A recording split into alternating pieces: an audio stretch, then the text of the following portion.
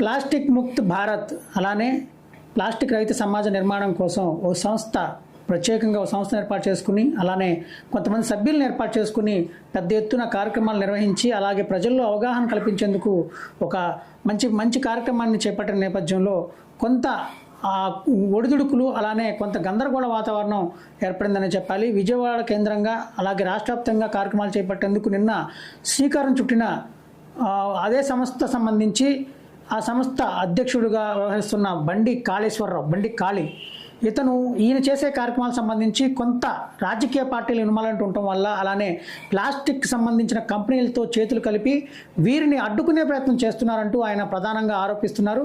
దానికి సంబంధించి ఎన్డీఏ పార్టీలో ఒక కీలకమైన భాగస్వామ్యంగా ఉన్న ఒక పార్టీ జిల్లా పార్టీ నాయకుడు కొంత ఇతను ఇబ్బంది పెట్టే ప్రయత్నం చేస్తున్నారని, అందులో భాగంగానే నిన్న ప్రతిష్టాత్మకంగా ఏర్పాటు చేసుకున్న మొక్కలు నాటే కార్యక్రమానికి సంబంధించి ఎమ్మెల్యే హాజరవ్వాల్సి ఉంది. పశ్చిమ నియోజకవర్గ ఎమ్మెల్యే సుజనా చౌదరి హాజరవ్వాల్సి ఉంది. ఆయన కూడా దానికి హాజరు కాకుండా ఆయనే ఆ నాయకుడు అడ్డుపడుతున్నాడని, అందులో భాగంగానే ప్రతిష్టాత్మకమైన ఈ కార్యక్రమం ఆ రోజు సరిగ్గా జరగకుండా కొద్దిగా గందరగోళ వాతావరణం ఏర్పడిందని చెప్పి ఆయన ఆరోపిస్తున్నారు. అసలు ఏం జరుగుతుంది, అసలు ఇంత మంచి కార్యక్రమానికి ఆ నాయకులు ఎందుకు అడ్డుపడుతున్నారు, అసలు ఏం జరుగుతుందనే దాని మీద ఒకసారి ఆయన బండి కాళేశ్వరం అంతా ఉన్నారు, ఆయన అడిగి తెలుసుకుందాం. సార్ చెప్పండి, అసలు ఏంటి మీ కార్యక్రమం సంబంధించి పెద్ద ఎత్తున ప్రజల్లో తీసుకెళ్లే ప్రయత్నం చేస్తున్నారు, అలానే నాయకుల్ని రాజకీయ పార్టీలని అధికారులు కూడా దీంట్లో భాగస్వామ్యం చేసి వాళ్ళ సహకారం కూడా తీసుకోవాలని చెప్పి చూస్తున్నారు. అయితే ఇలాంటి పరిస్థితుల్లో మిమ్మల్ని ఎవరు అడ్డుకుంటున్నారు, అసలు ఎందుకు ఈ గందరగోళ వాతావరణం ఏర్పడింది? ముఖ్యంగా మేము ఒక కార్యక్రమం దళితుల వైపుని ఒక బ్యానర్తో ఈ కార్యక్రమాన్ని ముందుకు తీసుకువెళ్తా ఉన్నామండి. ఎక్కడైతే పారిశుద్ధ కార్మికులు ఉన్నారో వాళ్ళ వంతు భాగంగా పారిశుభ్రం కార్యక్రమం చేస్తూ ఉన్నారు. వాళ్ళతో అందులో భాగంగానే ఈ యొక్క ప్లాస్టిక్ విముక్త భారత్ని చేయాలనే మా ప్రధాన లక్ష్యంతో ముందుకు వెళ్తూ ఉన్నాం. అందులో భాగంగానే నిన్న మాకు హింట్ ఇవ్వడం జరిగింది. ఒక రాజకీయ పార్టీకి సంబంధించిన ఒక వ్యక్తి జిల్లా స్థాయి బాధ్యతలుంటూ చాలా మంచి బాధ్యతలుంటూ కాళేశ్వరం మార్కెట్ ప్రాంతంలో అతనికి ఒక షాప్ ఉంటుంది, పేర్లు చెప్పదలుచుకోలేదు నేను.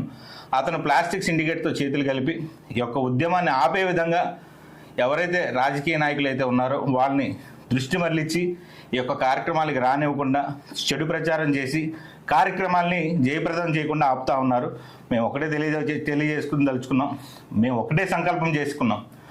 ఎన్ని మీలాంటి వాళ్ళు వచ్చినా సరే, ఎంతమంది వచ్చినా సరే, ఎంతమంది ప్రోగ్రాం ఆపాలనుకున్నా సరే ఈ యొక్క కార్యక్రమాన్ని ఎవరూ ఆపలేరు. ఈ యొక్క కార్యక్రమాన్ని మేము ముందుకు తీసుకువెళ్తా ఉన్నాం. అదేవిధంగా అన్ని జిల్లాల్లో కూడా అన్ని కలెక్టర్లు, అందరూ మున్సిపల్ కమిషనర్లు, అందరూ పబ్లిక్ కూడా చాలా మంచి సపోర్ట్ ఇచ్చారు. నిన్న ఎవరో రాకపోయినా పర్వాలేదన్నా, మేమంతా మీతో ఉంటామన్న ఆ ఒక్క పదం మాకు చాలా ఆనందంగా ఉత్సాహం కల్పించింది. మేము కేవలం 2200 మంది అనుకున్నాం. వీళ్ళు ఈ యొక్క వ్యక్తి చేసిన పని వల్ల 5000 మంది మాకు సపోర్ట్ వచ్చారు నిన్న ఒక్క రాత్రి. సో మేము చాలా అతను అంత ఎక్కడైతే ఫెయిల్ చేద్దాం అనుకున్నాడో అక్కడే మేము మళ్ళీ డబుల్ 2200 మంది కాస్త 5000 మందిని అయ్యాం. So thank you very much. కానీ ఇలాంటి దళిత ద్రోహుల్ని, దళితుల్ని విభజించి పాలించాలనుకున్న వాళ్ళకి తప్పకుండా గుణపాఠం చెప్తాం. ఎక్కడ కనిపిస్తే అక్కడ దళిత ద్రోహిని నినాదం ఇస్తూ అవసరమైతే మురికి వాసన వచ్చే గుడ్లు కూడా ప్రయోగం చేస్తాం. ఎందుకు అంటే లేక దళితుడు అనేవాడు ఎదుగుతూ ఉన్నాడు, ఎదిగే అవకాశం వచ్చింది. అలాంటి సమయంలో చేతులు కానీ కాళ్ళు కానీ అడ్డు పెడితే వాడు తప్పనిసరిగా గుణపాఠం చెప్తాం, చెప్పే తీరుతాం. జై హింద్, జై భారత్. భారతీయ జనతా పార్టీ జిల్లా అధ్యక్షుడు వివాదాలకు కేంద్ర బిందువుగా మారారు. గతంలో ఎన్నికల సమయంలో కూడా అలానే ఇప్పుడు ప్రస్తుతం కూడా పార్టీ క్యాడర్లో చీలికలు తీసుకొచ్చి పార్టీ భవిష్యత్తుని అలానే పార్టీ అభివృద్ధిని కూడా అడ్డుకునే ప్రయత్నం చేస్తున్నారంటూ పెద్ద ఎత్తున ఆరోపణలు కూడా వినిపించాయి.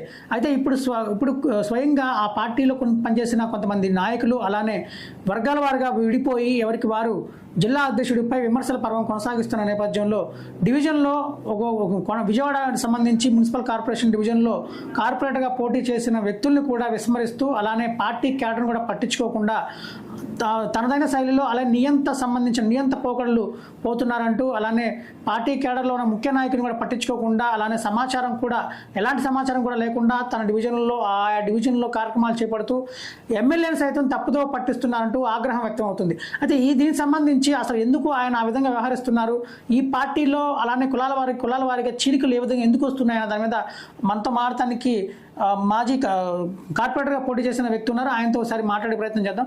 సార్ చెప్పండి, జిల్లా అధ్యక్షుడికి సంబంధించి అసలు ఎందుకు ఆ వివాదాలు వస్తున్నాయి, ఆయన మీద ఎందుకు మీరు ఆరోపణలు చేస్తా ఉన్నారు?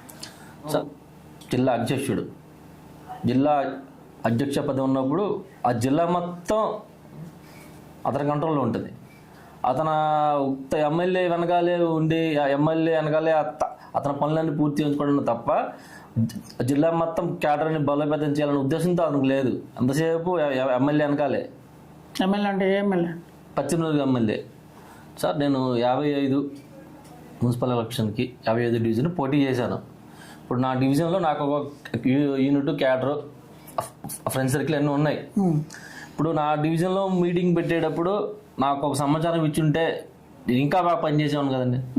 ఇప్పుడు ఆ పని చేయనివ్వకుండా ఈ యొక్క అధ్యక్షుడు ఏం చేస్తున్నాడంటే 2 భాగాలు, నా సర్కిల్ ఉంది, నా విషయం చెప్పకుండా మా క్యాస్ట్ కులంలోనే రెండు భాగాలు చేసుకొని నియంతలాగా అతనికి నచ్చినట్టుగా అతని కింద చెప్పు జాతలు ఉండేవాళ్ళు మాత్రమే వాళ్ళకి పదవులు ఇచ్చి అధికారాలు ఇచ్చి అదే పని చేయించుకుంటున్నాడు. వాళ్ళు ఏంటంటే కొంతకాలం వైసీపీలో ఉండడం, కొంతకాలం టీడీపీలో ఉండడం, ఈ భాగంలో ఉండే క్యాడర్ అనమాట. వాళ్ళతోనే ఇతను ఉండడం, మా పార్టీ సభ్యుల్ని తర్వాత మా సర్కిల్ని పట్టించుకోకపోవడం, ఈ విధంగా చేస్తున్నాడు అనమాట. అంటే ఆయన మీకు సంబంధించి సపరేట్గా మిమ్మల్ని వ్యక్తిగతంగా మిమ్మల్ని ఏమైనా టార్గెట్ చేశారంటారా, లేకపోతే పార్టీకి సంబంధించిన నాయకులందరూ కూడా ఇదే పరిస్థితి ఉందా? అది అతను ఏ ఉద్దేశపూర్వకంగా మరి ఆలోచిస్తున్నాడో తెలియదు కానండి, పాత యూనిట్ని ఎవరిని పట్టించుకోవట్లేదు. ఓకే, పాత యూనిట్ ఎవరిని నాకెందుకు అన్నట్టుగా చూస్తున్నాడు అనమాట. మిగతా వాళ్ళ అటు నుంచి ఇతర పార్టీల నుంచి వచ్చే వాళ్ళు మాత్రం బాగా కలిపేసుకొని వాళ్ళని పక్కన తిప్పించుకుంటున్నాడు. మాకంటే ఎటువంటి సమాచారం మా వరకు రానికుండా చేస్తున్నారు. మళ్ళీ అంటే గతంలో ఉన్న నాయకులు మాత్రం ఎవరిని పట్టించుకోవట్లేదు. ఈ పశ్చిమ నియోజకవర్గంలో అది వించిపేటలో బీజేపీ మా డివిజన్లో కొంచెం రావడానికి సపోర్టు మేము చాలా కాలం నుంచి పనిచేస్తున్నాం. ఎప్పుడు మా డివిజన్లో కార్పొరేట్ పోటీ చేయాలన్నా మా సొంత డబ్బులతో ఇచ్చేసుకొని పోటీ చేయడం తప్ప మాకు ఎటువంటి సపోర్ట్ ఉండదు. అలా మా సొంత ఖర్చులతో మేము పార్టీని పైకి తీసుకొచ్చినా మాకు పట్టించుకోవట్లేదు. అసలు మీ డిమాండ్ ఏంటి? అసలు ఫైనల్గా మమ్మల్ని కలుపుకోవాలి.